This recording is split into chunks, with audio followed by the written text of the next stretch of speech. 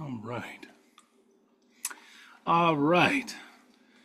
Hello. Hello. We are allowing everyone to come on in and finish everything up. We're slightly behind schedule. We've got 12:02. This should have started right at noon. This is a lunch and learn.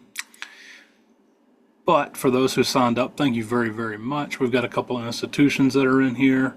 Glad that you guys could join us.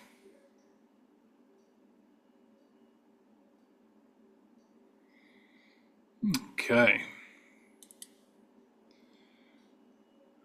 All right. Deborah, I'm going to swap over to my screen and we'll go ahead and get this started. If you could take over and just kind of let people in as they come on in, that would be great. Thank you so very much. All right. Welcome, everyone. I'm Dr. Metter. And today we're going to cover a very, very rich conversation that's going on as we speak. Some of you may have had conversations earlier today. You're going to have conversations later in the day. You may have had conversations yesterday, tomorrow scheduled. This is something that's very real and going on right now. So our topic for today is, in fact, AI and the future of education. All right, so look, strike the future real quick. AI and education. Things are going on right now. However, we've got to propel ourselves and prepare ourselves for what's going to happen next. So we're going to start to pull a couple of things in to kind of give you some ideas on what you can take back to your administration, or if you are an administrator, you can take it back to your stakeholders and start having conversations, so on and so forth. But the idea behind all this is to empower the faculty to actually lead in the age of intelligent systems. Welcome to our world. We're still in that digital age, sure, no doubt about that. However, keep in mind that this is an intelligent, we are talking about intelligent systems, right? An intelligent age as well. All right. Disregard the date on that. Yes, I do understand that today is the 16th. So I actually gave this presentation yesterday to another group of higher education professionals as well. So this is really a hot button topic. So let's talk about the sense of urgency real quick. So this particular our slides deck that was built on this was based on three principal studies. One from the Cengage Group that's most current, which was published back in April of 2025. This year, another one that was done by Ellucian, and of course EDUCAUSE has published that, and that's cited throughout this, particularly on this screen. And then we also have TAN and Crew. They've got some data, and we pull that in here as well. But this sense of urgency, understanding AI's rapid transformation, there's no doubt that you guys have experienced how quickly we're having these conversations. There's no doubt that the speed in which we are kind of just thrown in our lap, and here's what to do. Those $1 million questions on, okay, well, this is really neat. How do I use it? What do I need to do? How do I create a game plan? So on and so forth. But look at the table here. This was from the Ellucian study. As far as where this is going to go and why we should be having these conversations, 93% of the respondents in the Ellucian survey indicated that it was going to expand, and it was going to expand over the next 2 years. Keep in mind, that was in 2024 when this data was released. It's expanding right now. Again, no doubt that you guys are experiencing this expansion and having these conversations. 84% at the time of this study, 84% had already reported using artificial intelligence in their professional life or their personal life. In some situations, look at 61% simultaneously using it both professionally and personally. I am one of those ones. I use artificial intelligence, particularly Gen AI. When I talk about AI, I'm talking about Gen AI. All right. I use Gen AI in both my personal as well as professional life. Motivation. Why are people motivated to do it? Well, productivity. 80% actually cite that productivity and efficiency is the big driver behind this. Case in point, I talk about, to get to know my students at the beginning of the semester, what I do is I'll generate a survey. And in this survey, it's to help me build out a learner profile.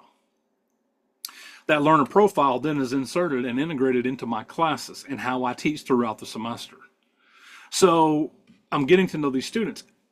Doing that by hand takes a considerable amount of time. But now that I have the capability to give a survey, do it anonymously, turn around, take some of that data, insert it into Gen AI, and allow Gen AI, based off of sanitized data, turn around and generate these learning profiles for me. That cuts out weeks of my time. Typically that the start of the semester, I'll spend about 2 or 3 weeks that's devoted towards trying to get to know my students. It's a very important thing for me.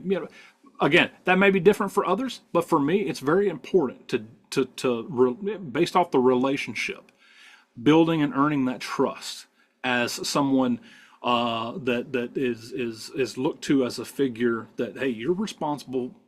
You've got a hand in my education. And I take that, that's a different type of thinking. That's a different approach. So, I build out these learner profiles. That's helped me out, based on productivity. In addition to that, there are times where I go in and based on productivity where I don't want to, spend my Sunday afternoons trying to figure out what I'm going to eat throughout the week and turn around and have to go to the grocery store, make a list. The kids need to eat, all this other fun stuff. So I just simply plug in what my diet is, and I ask ChatGPT to create some sort of a meal plan based off of that diet. From that vantage point, I can simply go in and I can say, hey, I want to eat this. I like this. This is something that I can have. This is something that I want to stay away from. And then, of course, I have the making power to determine what's useful and what's not for me. So again, both personal and professional, cases there. All right. 85% actually expect AI use in predictive models for enrollment will actually increase. That was a large number. Look at all these numbers right here. Over 50%, over the 50% mark. That's pretty interesting. Now, what's not on the screen is this right here. Let's just talk about adoption and attitudes. Optimism for Gen AI. Just the optimism. Cengage came out with a study, and 45% of higher education instructors actually say that they have a positive perception toward Gen AI. So not quite half, but anybody that's involved, 45%, actually have a positive perception. Interesting in and of itself. 49% of higher education instructors indicate that they have already incorporated Gen AI into teaching practices. Again, into teaching practices, not integrated into classes. All right, that's a key difference there. So there is some incorporation of Gen AI into those practices. 63% of K-12 teachers actually report the use in their teaching. Now, you guys hear it as well as I do. The big thing is Gen AI, ethics, plagiarism, so on and so forth. I mean, and I say these things, these terms on 3 different occasions because, the more they're said, the heavier the weight in the context of how frequently they occur. I mean, I hear it daily about these things. 63% of K-12 teachers are actually reporting that Gen AI is used in the classroom, and that's at a higher rate than higher education instructors and professors and teachers. So that's also very, very interesting, and that came from the Cengage group. You're going to see a reference list here in a little while. The aspirations and the literacy. Let's just talk about this real quick. Desired future AI use cases. When we talk about among these instructors, 63% are support language learners. 57% said it would detect academic dishonesty. 55% actually said that its use is for handling administrative tasks. And of course, 52% agreed that it would personalize learning. Now, you as an educator or you as a learning leader, think about that. What is in a world, in your world, in a world for you, because your world is maybe in fact entirely different from mine. A lot of these institutions are situation to situation, and they have their own little niche cultures. Okay, that's also to say with corporate America as well. AutoZone learning culture is far different from a FedEx learning culture. Okay, but what does a personalized learning experience look like? How do we define that? How do you define it right now, I should say? And what would that look like with artificial intelligence used?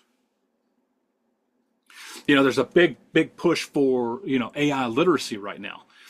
Cengage's study actually brought in that 92% of instructors say that including AI literacy in courses was important. 92%.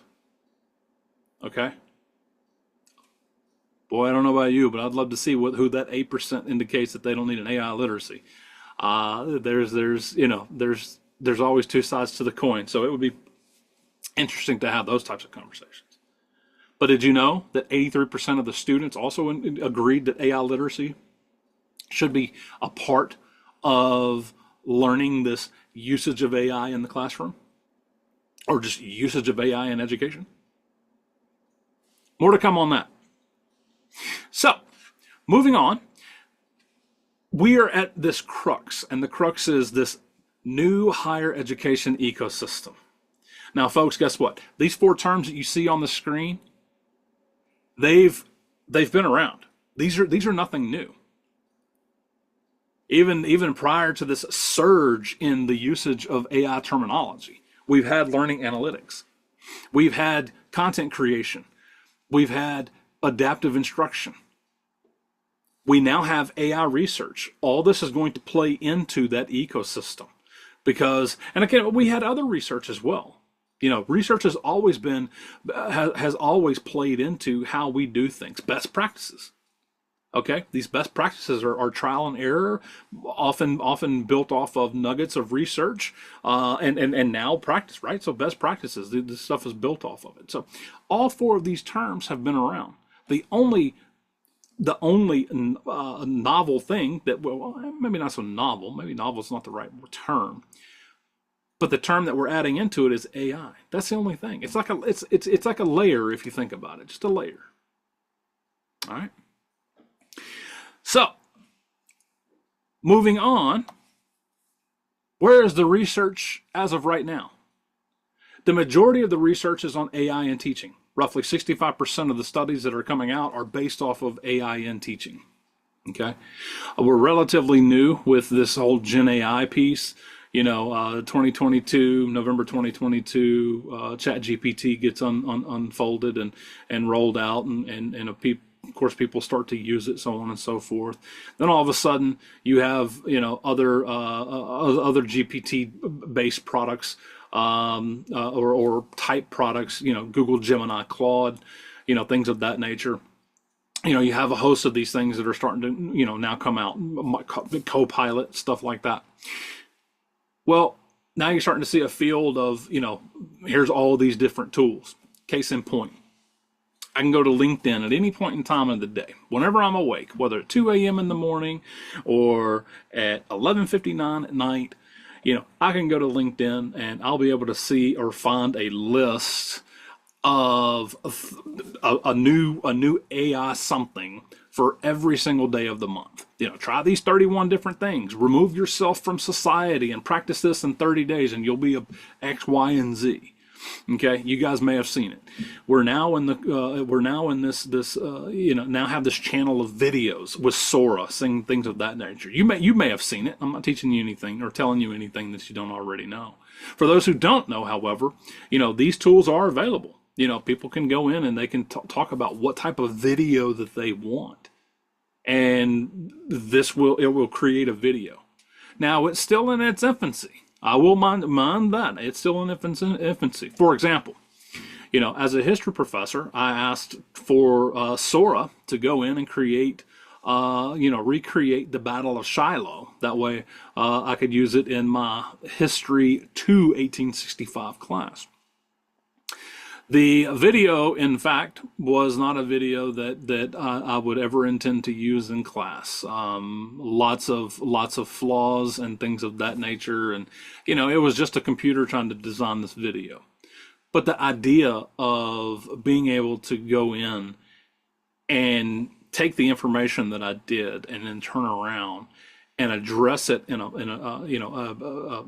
refine that information or refine that prompt to try to get it more closely and as precise as possible to what I wanted for my students.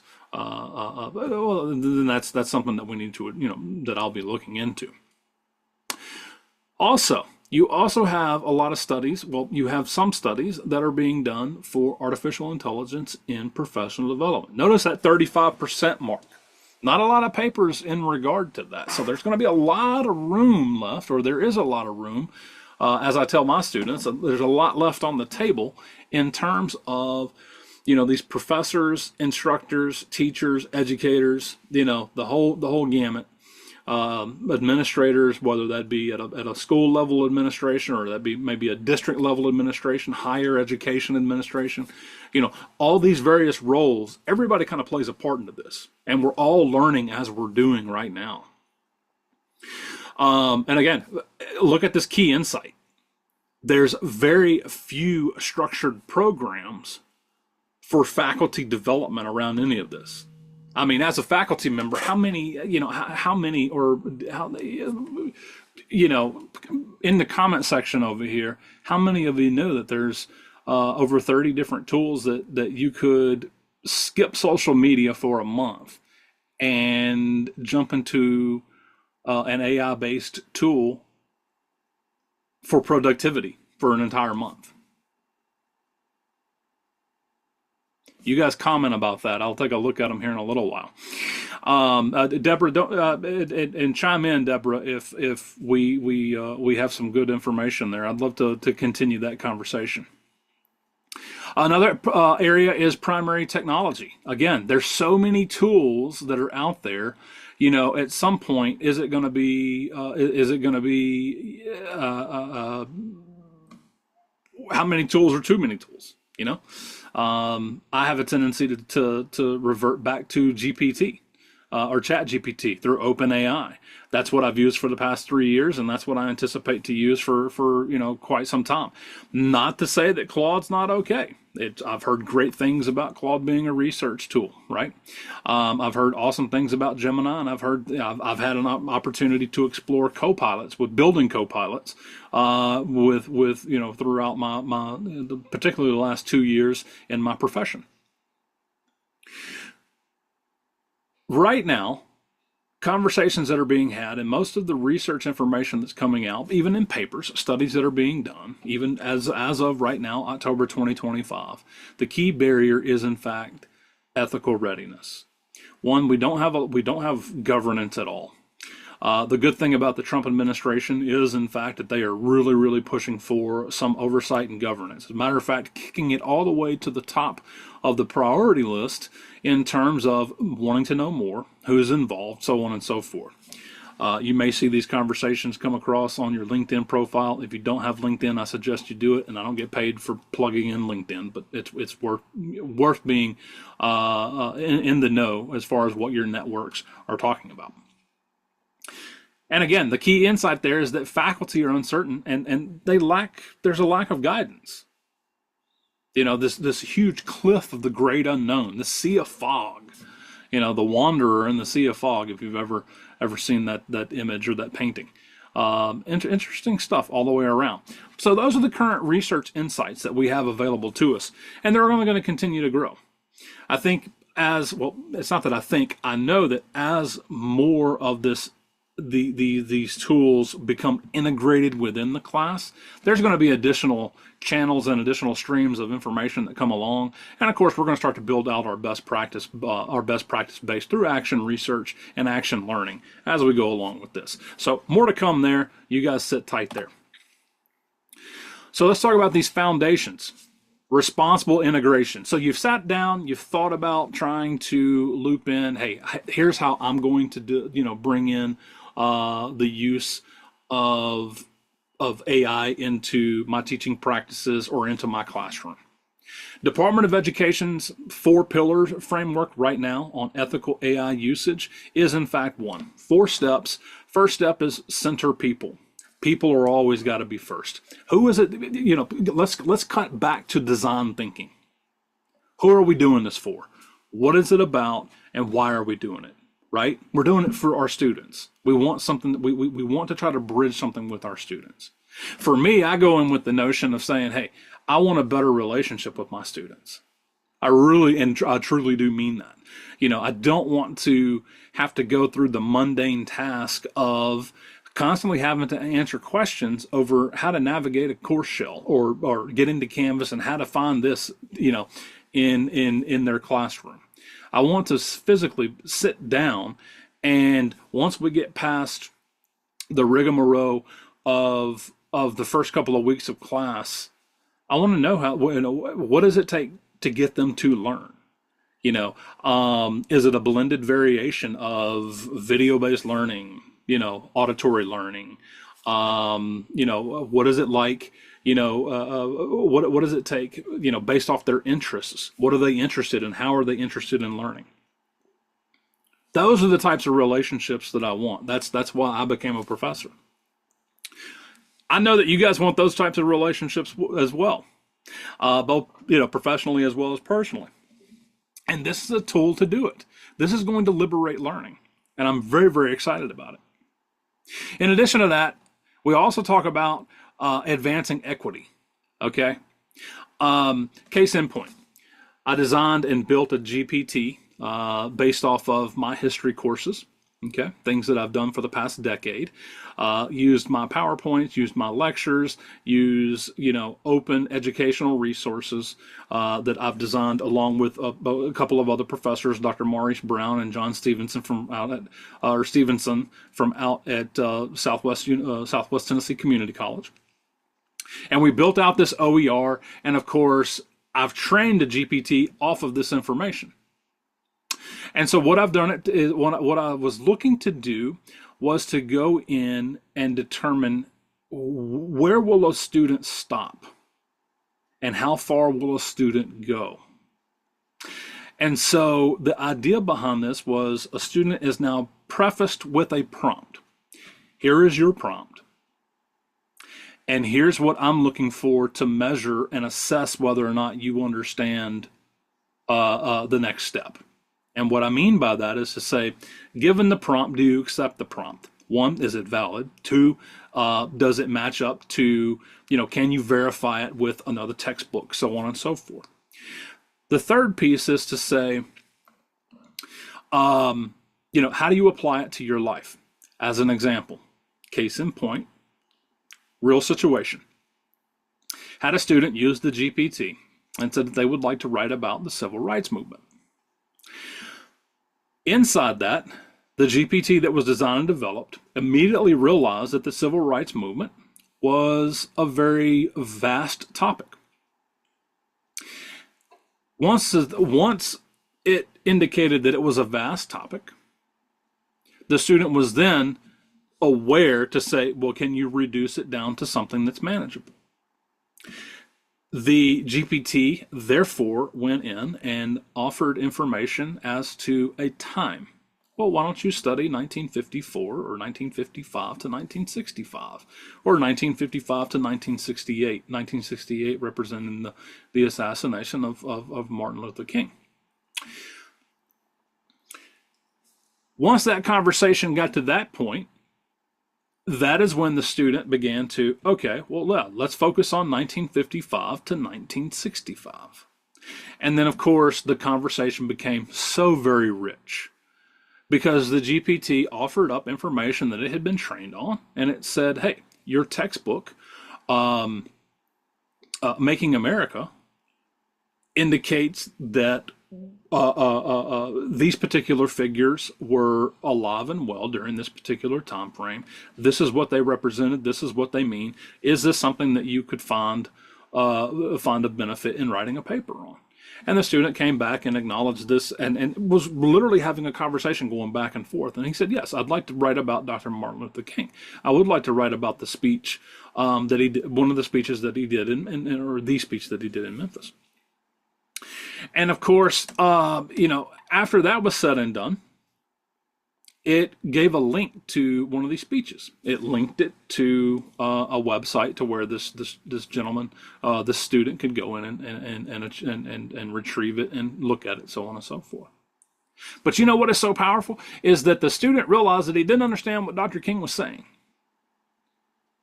Once he got to a point, he said, "Okay, I don't speak 1965. I speak 2025. So he asked ChatGPT, "Hey, I'm using this speech as a part of my paper. Can you put this in 2025 terminology to where I would understand this as an undergraduate student?" ChatGPT unfolded this in one of Martin Luther King's speeches in a way that this student, one, grasped it, but two, could take it and apply it to what they were learning right then and there. Granted, the student ended up taking, and he wrote the paper. He wrote the paper, and of course that was a success story. So it created that sense of equity for him. What you can do can be afforded to anyone else. This is going to liberate how people learn. We talk about ensuring safety. Again, the safety aspect of things, folks, what I'm referencing there is making sure that we have viable information, not going with the source that a GPT puts out and says, "Here, this is what you have to go on. There's nothing else. There's nothing else that you need to one, create your decision, two, write your paper, whatever, what have you." We have to build. We have to be conscious of that safety, and I think that this is where instructors, professors, admin, leaders, we're in a position to have to take onus, control, if you will, control of that safety for our student. We can't just, it's not going to be one of those situations where we can just, let the lions loose, right? We can't allow those courageous members who are so eager to learn to want to go out there and just capitalize and try to consume everything. There are some things that are dangerous, and that's where we step in as the mentors, the coaches, the leaders, to say, "Hey, we've got to look at this. We've got to evaluate it before we can continue down this road of usage." As far as the promoting of transparency, that's also a big conversation. Now, keep in mind, when I refer to transparency, this is also from an institutional level as well. This isn't so much just a transparency and accountability inside the classroom. We're starting to move from that small circle to that large circle, that institutional component, and that's that step 4. All right, so we've currently got some opportunities in teaching. What are those opportunities? Very quickly, we're just going to go over the high notes here. Personalized feedback, adaptive assignments. At this point in time, we also have a reduced admin workload. Because what does it do? It can go in and automate and even eliminate that need for mundane tasks. Okay, who likes to do spreadsheets and budgets by hand? Who wants to do that stuff? I know I don't. And I know that from a project management standpoint, I use ChatGPT. Once I've sanitized the data, I will go in with specific numbers and allow it to compute certain things. It's better than a calculator, if you will. And it also gives me an idea of why I should do certain things. That's the good thing about ChatGPT, is that it offers and it prompts you to do what's next, or to at least get you thinking about what's next. More to come on that. That's a whole different class, though. Yeah, I see you. I see. Yeah, good stuff. I hope you guys are getting something out of this right now. Um, Opportunities in research and scholarship, always a plus, right? Let's talk about literature reviews. Has anybody in here been using Adobe? Yeah, well, some institutions have Adobe. It may be what's that? Not Adobe Reader, but it's um, the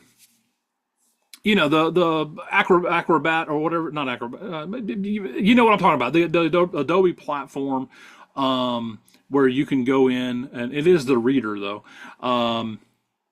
And you can manipulate your go in and edit, maybe convert them. I know that you can convert them. I convert from PDF to Microsoft and Word to PDF all the time. But you can go in and you can edit the pages, so on and so forth. Well, guess what? You can now go in, and this is great for literature reviews, particularly with your graduate students. Um, you can take 5 different articles, and through PDF, you can now have them one summarized, put them into a very succinct um, annotated bibliography, and of course, you can build out your bibliography grids that way. I would have loved something like this, 8 years ago when I initially started my PhD journey. Would have absolutely loved it. Having read over 1,000 articles just for in the course of 4 years, you get to learning all this stuff. You have a mountain of papers, but now you can take and you can condense those. What's so powerful is just last week I took 10 different articles, and all of them under the same common theme. It was addressed ChatGPT or the Adobe AI addressed it as having a common theme, but those particular studies were, again, it acknowledged that they were very succinctly independent of each other because of the populations that they work with. And that's what's so cool about this. You can summarize it. I mean, it's very, very powerful. So literature reviews, can now be run through with this in-depth analysis. I can now go in and say, hey, I read this on, page 3 of art, of Schwartz article, whatever, what have you. And you can now engage as to what the meaning is behind some of this stuff. Again, having a very, very generative, or having a very, very, narrative style conversation. I mean, it's so cool. Okay, data visualization. I love this aspect of things. How many folks in here use Power BI or use Tableau or have explored, data visualization or dashboarding and things of that nature? Look, guys, GPT will do this as well. You know, the cool thing about this is that you can create images, you can create graphics. For those who use Canva, Canva's gone through an AI prompt as well, and so you can upload a table and ask it to generate an infographic, and it can be very, very fruitful information. I actually have some of that information. I think we're going to demonstrate that here in a little bit. And then, of course, your analytics. Analytics is I mean, as far as research and scholarship and analytics, I mean, I think we all know, with what we know about research and what we know about having to pursue, higher education, we all have a sense of where this can be assistive, or be of assistance in that domain. So back to the Ellucian study, there were 4 barriers that were identified with the usage of artificial intelligence. I get this. Sometimes, as I mentioned, some of the stuff I've done personally. So, I get that there might be some fear about, getting involved with and using a Chat GPT or OpenAI and sticking to it and not and this over reliance on it. Folks, guess what? How many of us walk around with the calculator?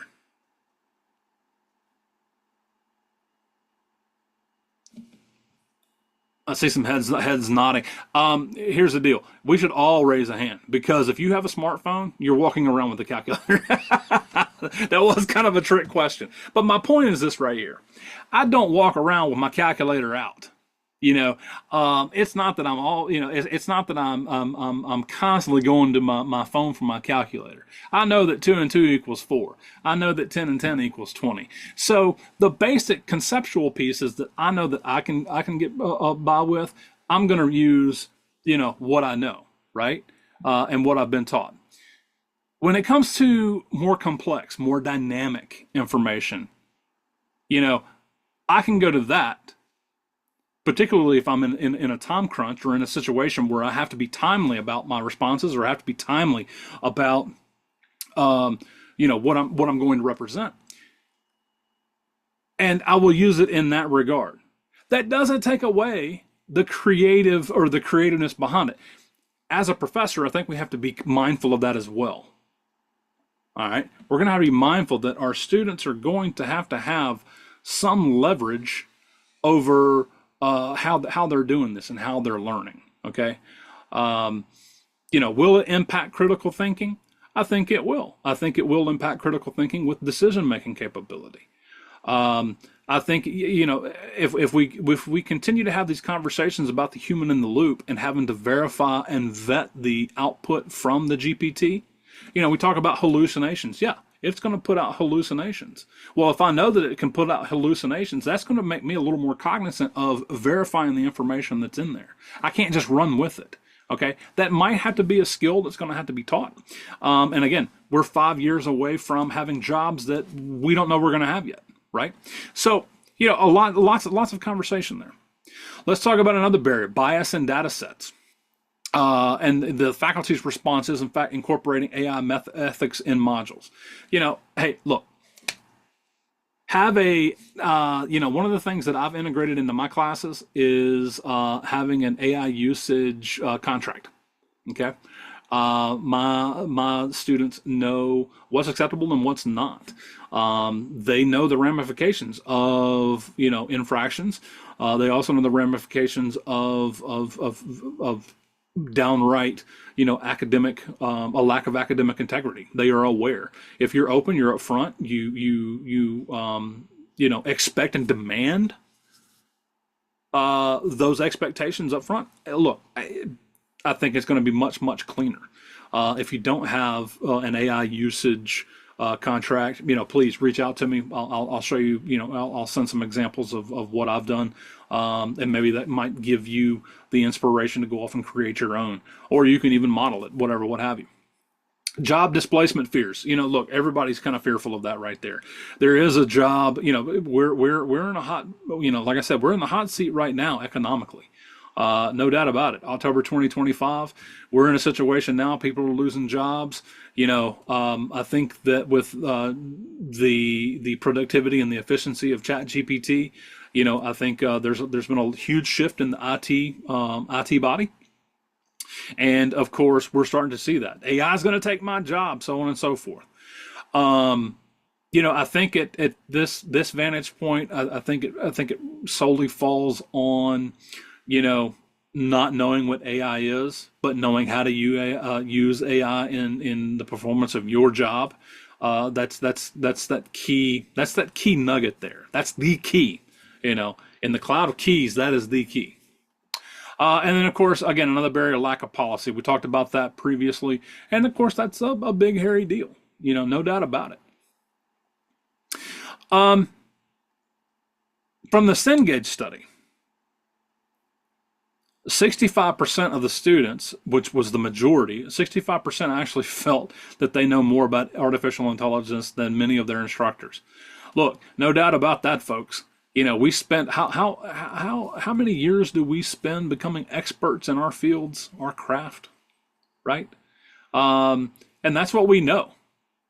That's what we know. We know that stuff, right? How many of us have blended the lines of knowing and being able to communicate how to use the technology, what the technology is, along with our field?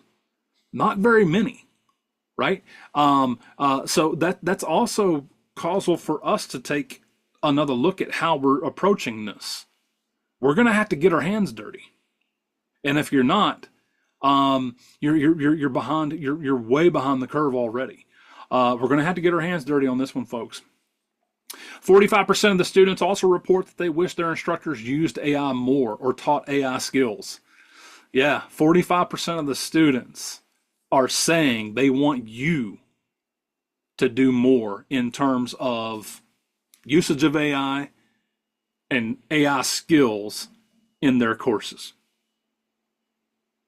Okay. And then, of course, in K-12 settings, while the actual adoption rises, concerns are growing around data privacy. They're also growing around academic integrity, and then, of course, that lack of training and support. Who wouldn't be concerned about that? If you recall from a couple of slides ago, 35% of the studies that are coming out actually deal with PD or professional development. I mean, here we are, folks. We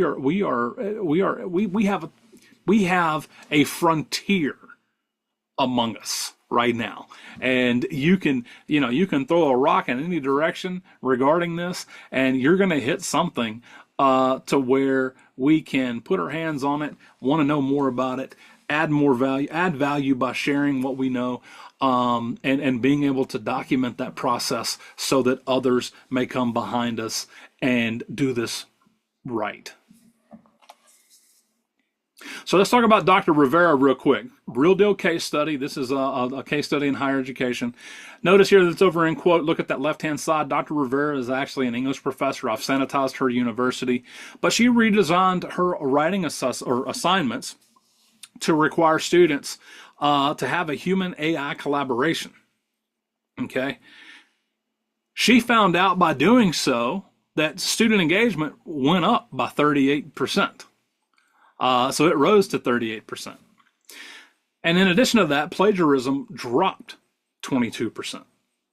So let's talk about the plagiarism first before we talk about student engagement, because student engagement is a lot like the history aspect that I just talked about. The young man that did the paper on the civil rights movement and narrowed it all the way down to writing about Dr. Martin Luther King. And then, of course, that was a wonderful paper, by the way, and it was about the year 1968 where Dr. King gave a speech. But the plagiarism. So Dr. Rivera went in and essentially said, went in with I coached her on having a contract, don't do it. One of those turn around, don't drown type situations. But Dr. Rivera and I, again, I insert my name, but let's just talk about Dr. Rivera. Dr. Rivera took this a step further. And what she did was she went in and she designed the GPT with the citation platform that was adopted by the university. So this university uses MLA format. So what she did was she went in and she prompted this GPT as she was building it out to say, hey, when my students are writing their paper, I want them to get into, I want this pre-trained transformer to, go ahead and put all of the output for their papers in MLA format. I want it in the most current version of MLA format. That way my students are seeing this particular format. So as the students are prompting, they're seeing the output from the GPT. This GPT is now putting this in MLA format. These students are seeing MLA format, they're reading MLA format, and they're taking this information, and they've already been coached that, hey, this is your MLA format, and this is what it looks like. And so now they're writing MLA format, and there's zero discrepancies. All right. The other side of that's one of the cool points about it. The other side of this is that Dr. Rivera told him up front, if you cut, copy, and paste, it's not genuine research. It's not you. All right. The creativity is the assertion that you put onto paper. And so, now we're at a situation where If you just take something else's or somebody else's work and say that it's your own, that's stealing. You guys know this. I'm not telling you anything that you don't already know. And you may already have these types of things in place with at your institution or even in your classes. So that is the one thing.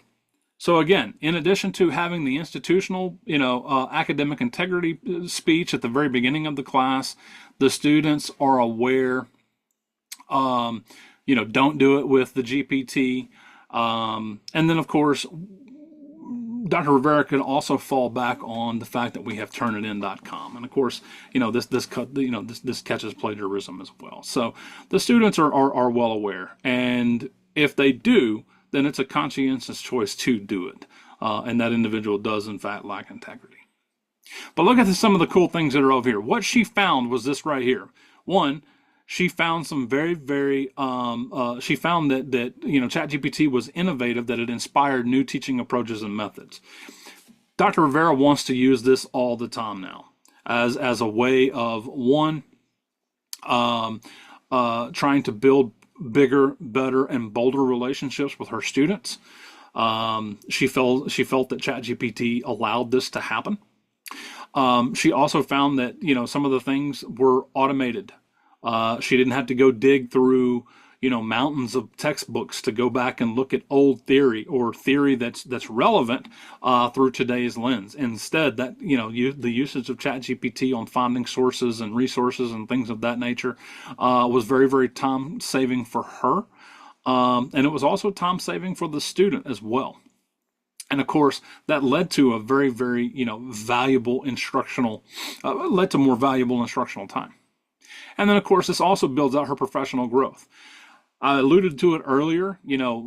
Dr. Rivera is one of those professors that understands that in today's world, she has to be a jack of all trades, but she's going to have to attempt to master more than just being that English professor. She's going to have to master that technology and be an advocate of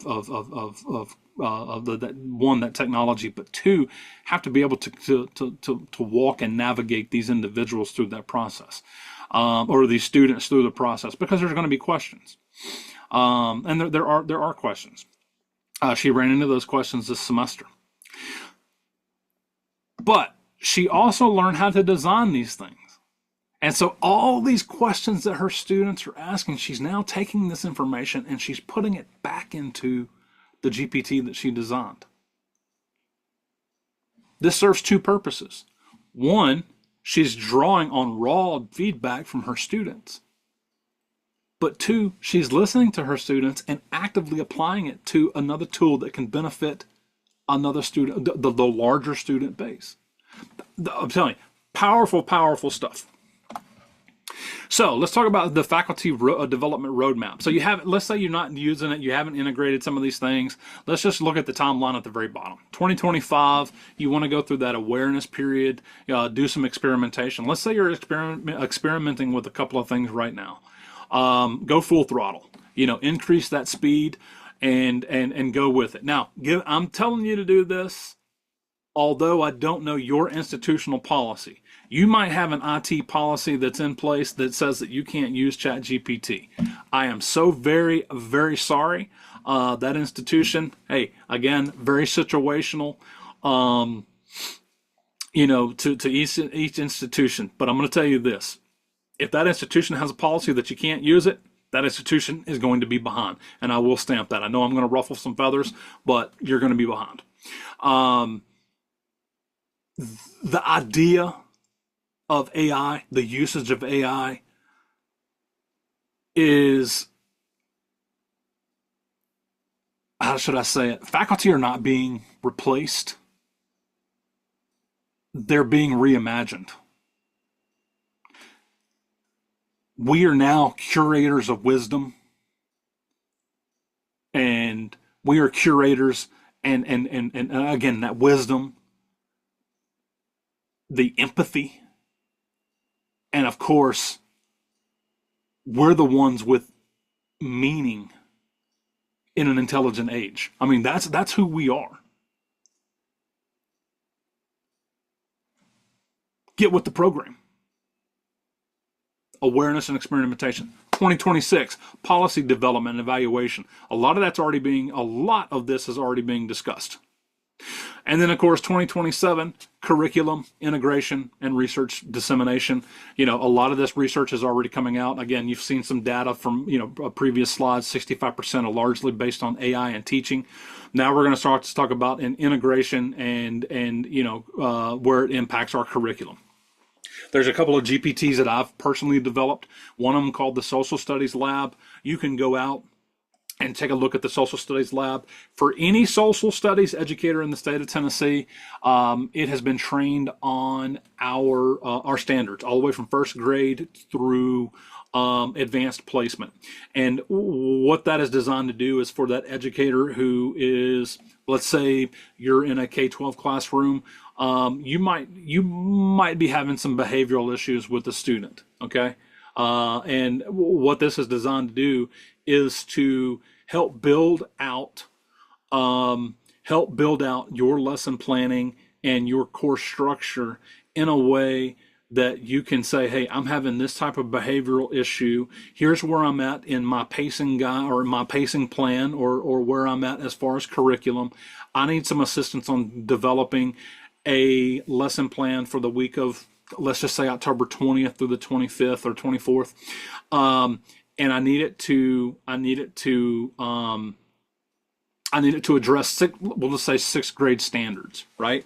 Sixth grade social studies class. I need it to map out the pacing guide in a lesson plan for the week of October 20th through the 24th, and I need it to assist me with helping three out of four classes that are having behavioral issues. You don't have to get specific there, but just you're telling it what to do in essence, and it will entirely craft you a lesson plan based off of behavioral issues. And that is so you don't have to worry about having to structure all of that content. It will do it.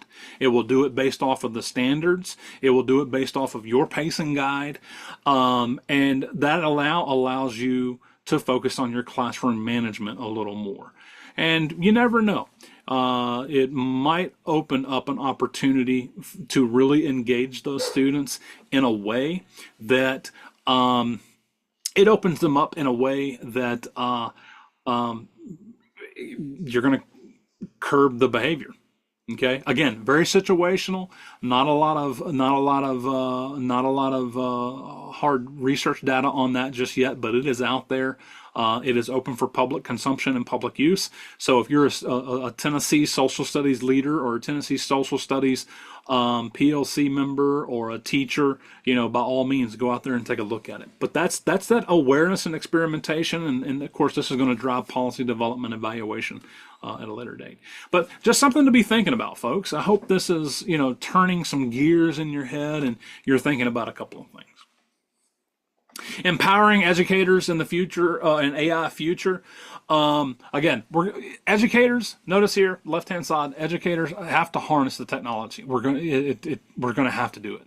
Math teachers, you're going to have to do it. Physics instructors, you're going to have to do it. There's no doubt about it. And as I mentioned a little earlier, faculty are not being replaced; they're being reimagined. Okay. And we are now reimagined as those curators of wisdom.